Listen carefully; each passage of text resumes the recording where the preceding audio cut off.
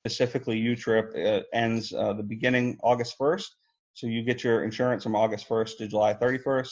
And this year they've extended it till August 31st. So yes, the seasons have been extended. Wow, the questions are flying in now. I feel like one of those softball school people. Holy cow.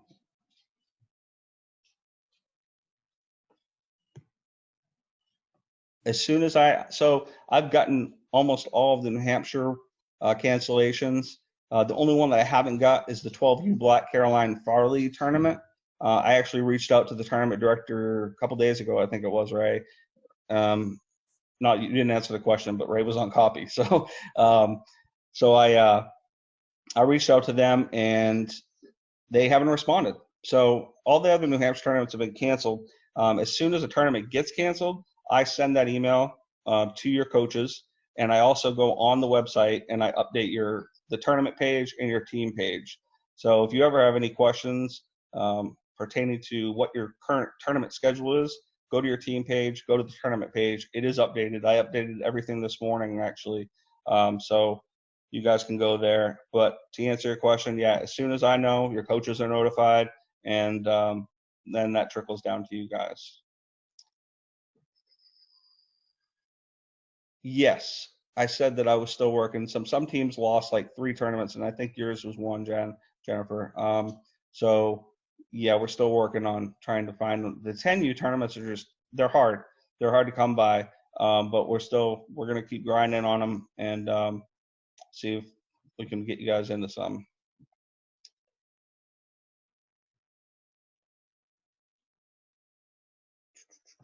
What's that question? I just skipped over one by mistake.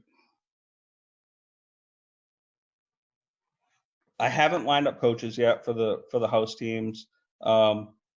Ultimately, when I line up the coaches, I'm going to have to basically come to an agreement and probably start handing out money. And at this point in time, until we get the thumbs up from the state of Maine, I really don't want to line them up, or not line them up, but commit. Right, I've had discussions with several coaches for the host teams, but ultimately we're not quite there yet. The 10U host team is pretty close to being full.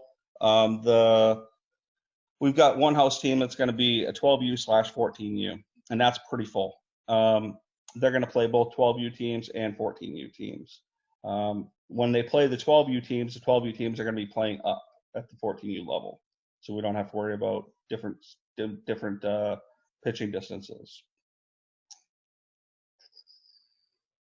Per the current schedule, it depends on the team. So I got a question. Per the current schedule, the first tournament will be Waterville 6-5, pending no changes. I'd have to look at the website because I can't remember right offhand. I was thinking that the first one was the Mesa tournament, which was 6-19 that we had coming up, and that was 14U white. But there might be one that's 6-5, and I have to look into it. But is there a plan? Is there a plan if there are baseball games going on at the same time? Let's see. Yeah, I don't know that anybody else is going to be using that. We'd ultimately have to talk to Jamie and Will to kind of hammer that out. But yeah, it's a valid point. The question was if there's baseball games going on at St. Joe's, could be tougher for distancing. Yeah, we're going to have to coordinate with the powers that be at St. Joe's to see what we can do for scheduling purposes. Yeah, Tony, we've had considerable. I wouldn't say as high as what I thought we'd have for the house teams, but we've got enough to form 18 plus teams. So it's going to be a combination of girls in high school and girls in college. We've got the 12 and 14U, and we've got the 10U. So we've had some good interest there. What about our out-of-state teammates? So your out-of-state teammates is, I believe, in-state. So here's the deal with out-of-state. We do have some girls. We've got a girl who lives in Vermont. We also have a girl who lives in New Hampshire who's on one of our 12U teams. Ultimately, this is what I've been told from USA Softball Maine, that if they are affiliated with a Maine team, then they are allowed to participate in Maine sports. And the same thing, and that doesn't really apply to us because we haven't kicked any out-of-staters out. But I believe you're talking about quarantine. I believe your teammate has been in Maine for a while. I haven't necessarily heard from her, but I think the last time I saw her, she told me she was going to be in Maine at their summer home. So yeah, the how the teams are registered is really confusing to me, because you've got New Hampshire softball, and I kind of find this a little humorous, if you will, but you've got the New Hampshire softball programs out there. The Rochester Slammers are a prime example. Half of their team is from Maine, half of their team is from New Hampshire. Now, that team is registered under the New Hampshire umbrella, so the girls from Maine, those girls only can go play in New Hampshire. But teams that are registered from Maine can't go into New Hampshire to play. So I don't get it. Anyways, any other questions? No, come on. Come on, Kevin.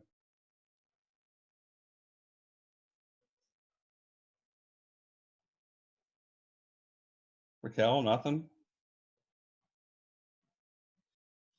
You're welcome. I was on with Coach Orso's team this morning, and I just want to reiterate why we do this, why I do this, why my coaches do this, and it's ultimately it's all about the girls, and I hope you guys recognize that. I'm pretty sure you do, but I just want to reiterate that we're putting a lot of effort into this, and I initially set this up as a backup plan and was hoping like heck that it wouldn't be needed, and Little League would play, and high school would play, and college would play, and ultimately that didn't happen. So here we are, and we're trying to make the lemonade out of lemons. And yeah, so Raquel, will extending season, what does that do to tryout dates? That's a good question. We're going to try. So again, assuming we don't have a limitation in August, we're going to try. We've got a couple different plans in motion, right? So let's say, for instance, everything gets wiped out. I'm talking the league gets kiboshed by Governor Mills. Tournaments all get canceled. Everything just gets thrown out. We've got a couple options. We can, one, do tryouts at the facility if and when we're able to do so. Or two, we can roll teams just right straightforward as currently constructed and just let them go the next year. If we are actually playing tournaments and playing our league, et cetera, then I would envision us having our normal tryouts later in August. I don't want it to interfere with our league, and I don't want it to interfere with tournaments. So we would go after the last tournament played by whatever team, because simply put, I don't want people on a team. We try and create strong team environment and strong team unity, and learning from our lessons in the past. Certain players get offers from one team, certain players get offers from another. People start taking offense, and it divides the teams, and that's not what I want to happen, especially in this time in our lives. So I'm not entirely sure right now, Raquel. We have to wait and see, I guess. I don't know. Fred, what's in the cup?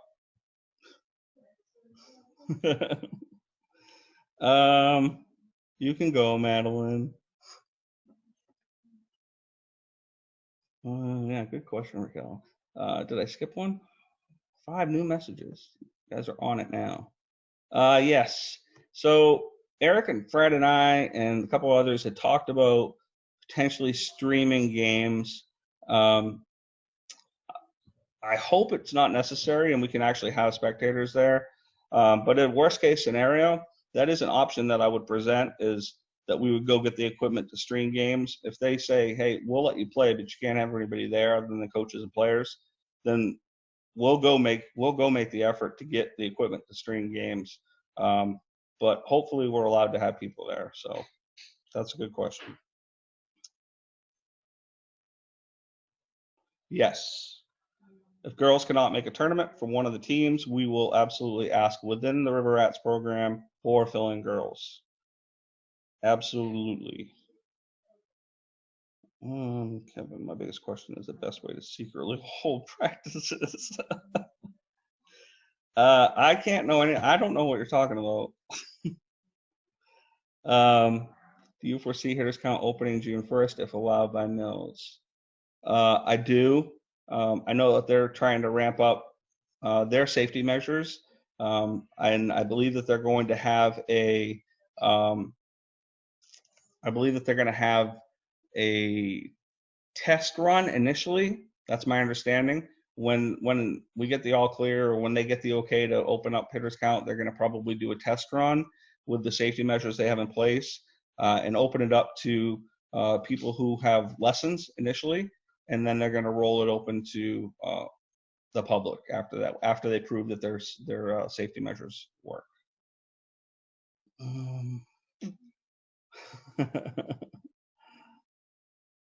All right, Fred already answered that question, Joe. All right.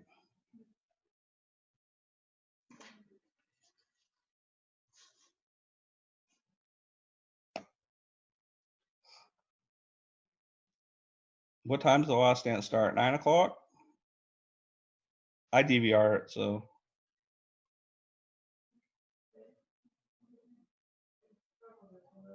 Yeah, plenty of time, Madeline, plenty of time.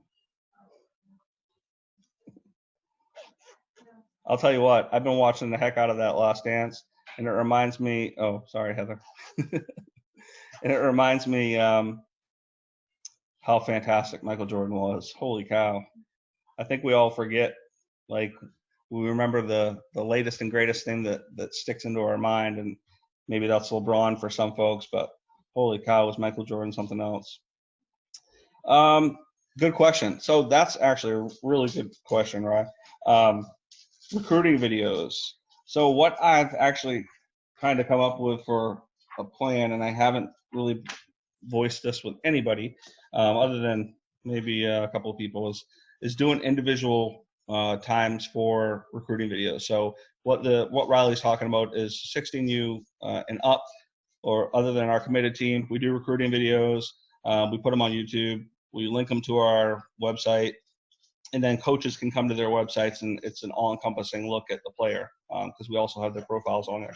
Excuse me. But what we've been kind of tossing around is just like me and another couple coaches just go to a field with one player, and we knock out everything.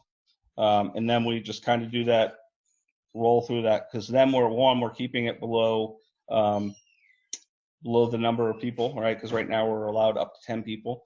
But if we have one coach hitting, one coach shagging, and one coach videoing, and the player, you're at 4 players, 4 people. So we're well below the 10. My only issue is finding fields right now before the June 1st deadline. So that's kind of the path forward, is once we get the ability to get on a field, not secretively, then we can go ahead and start doing those on an individual basis. So that's the plan, right? Do you know the status of the Mass tourneys? Yes and no. I had a conversation with the owner of the Central Mass Voodoo 2 nights ago, and basically the Mass tournaments came up, and the commissioner of the the USA Softball of Massachusetts commissioner is a gentleman who runs all the showcase tournaments. So he's working on a safety plan that would allow Massachusetts to sign off on it. And he is got a very vested interest, and like 6-figure vested interest in making sure those showcase tournaments take off. So not saying that he's going to put his dollars above the safety of the players, but he's going to do everything in his power to make sure Massachusetts doesn't lose tournaments. So maybe in June they cancel those tournaments. Maybe that's the case, but I would envision that Massachusetts holds tournaments. So I don't know a definite answer right now. All I know is that if I were a betting man, I would bet the Massachusetts tournaments happen.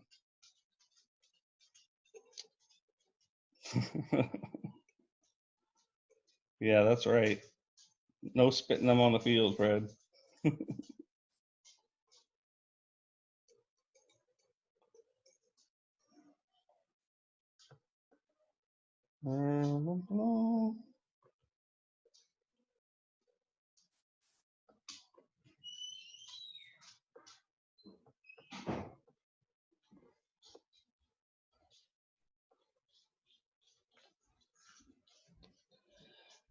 Yeah. So the biggest issue with the Flame tournament, from my understanding right now, is Wainwright is where they host it. Wainwright's where we're going to host most of our July tournament as well. And Wainwright, for those of you who aren't familiar with South Portland, has closed their facility through June. In talking with Don Peralt, who's the director of the SMDC, he's basically indicated that that could be a concern, and that's a concern for us for our Seacoast Showdown. I'm hoping that by mid-July, even if Wainwright closes, we'll be able to find other fields to have our tournament. And I would believe that Don would also probably reduce the number of teams that are entered and keep it all main, and then move it to high school fields or wherever he can get fields. So yes. That is a concern. Get many teams from out of state. We had a bunch of New Hampshire teams in our tournament. They've already withdrawn, so we filled them in with main teams. So it might end up being an all main summer. If that's the case, again, at least we're playing softball. So it has affected our tournament as well. And we're just I'll tell you, every day it's like something different. So I guess being flexible is something that we ask of others, and we also need to be as well. So we all need to pool our money. I'll tell you, if I could just hit the lotto, then I would build my own facility. But I guess you got to play the lotto to win the lotto.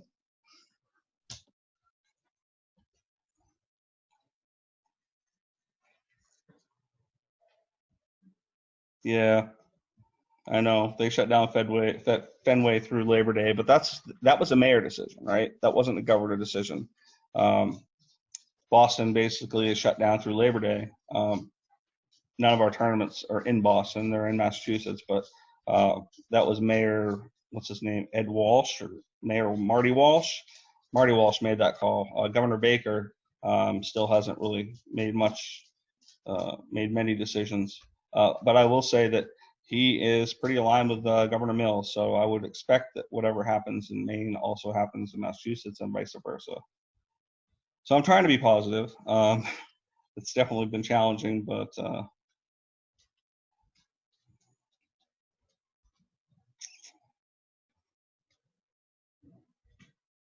Amelia, that is a fantastic picture.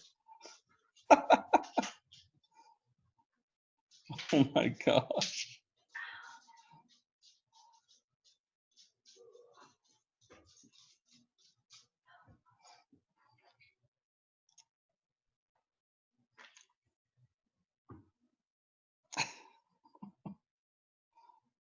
I don't know if you guys can all see Amelia Thuralt here in the picture, but it's pretty dope.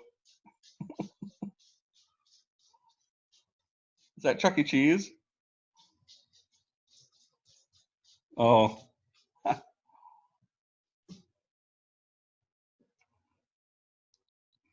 Oh, I'm sure Wainwright Fields are in incredible shape right now. Nobody's been on them.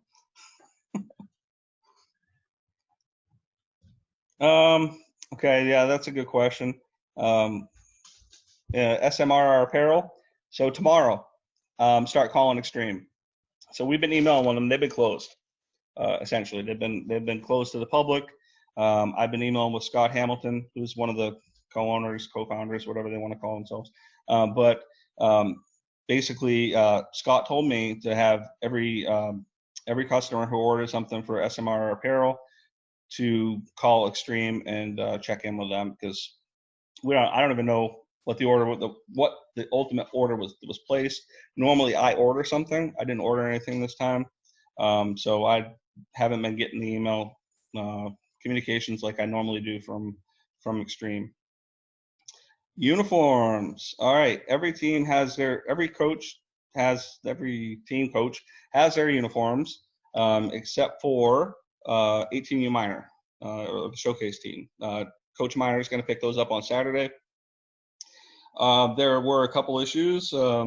Ms. Bella Napolitano's last name was misspelled, as was Laura Peralt. They didn't have that second E there. So we've got those. I got to get those from Extreme. Hopefully that'll be tomorrow as well, and we'll get those to those two players. So you guys will have your uniforms just as soon as you get with your coaches again. So Renee, I gave it to Coach Kim yesterday, and I know Coach Kim is on it.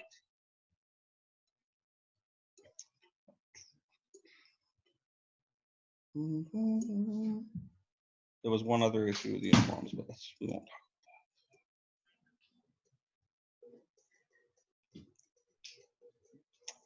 Anybody else?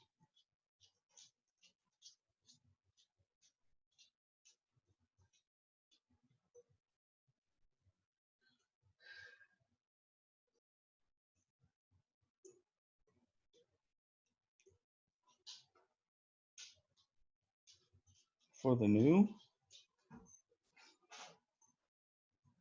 England Patriots? Is that what you're trying to say?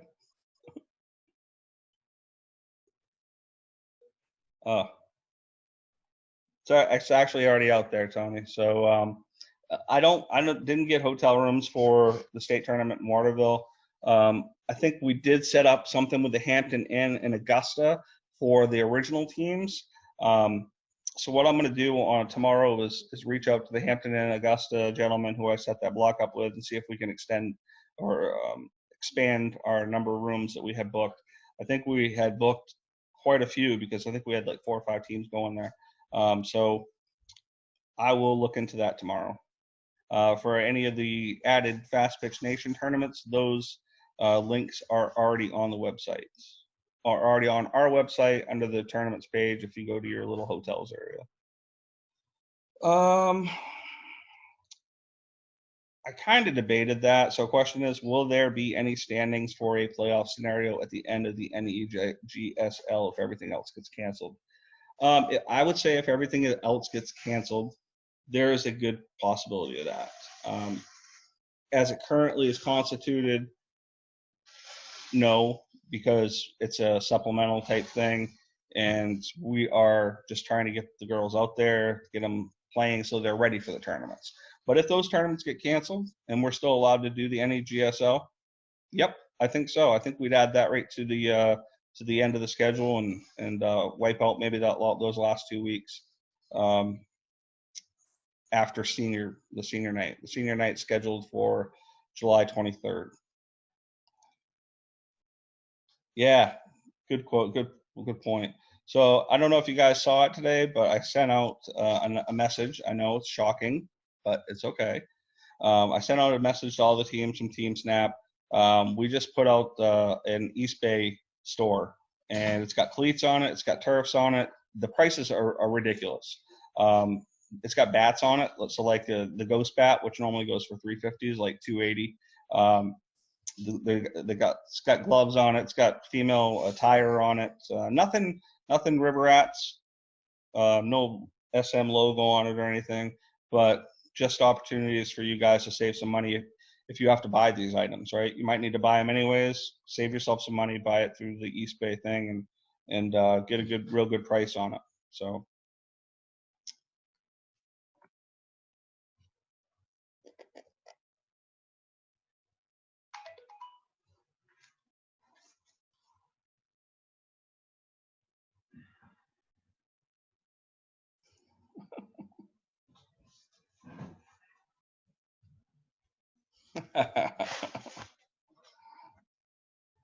Oh boy. Yeah. I need to catch up.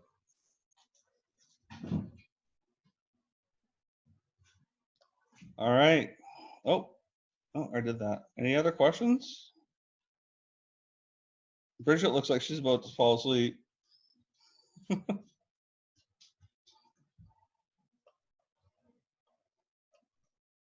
All right. Well, if there's no other questions, you guys know how to get a hold of me if you think of some after the fact. You can give me a holler, shoot me an email, shoot me a text, and I'll answer as quickly as I can. Um, I just want to thank you guys for joining me. We had pretty good numbers here, probably like half the program, I'd say. So if you guys have any questions, give me a holler. Otherwise, let's hope like heck that we can get out there on June 1st and do it safely and have fun and get these ladies back to doing what they love. All right. So thank you all and have a wonderful Sunday evening. Bye, Doug. Later, guys.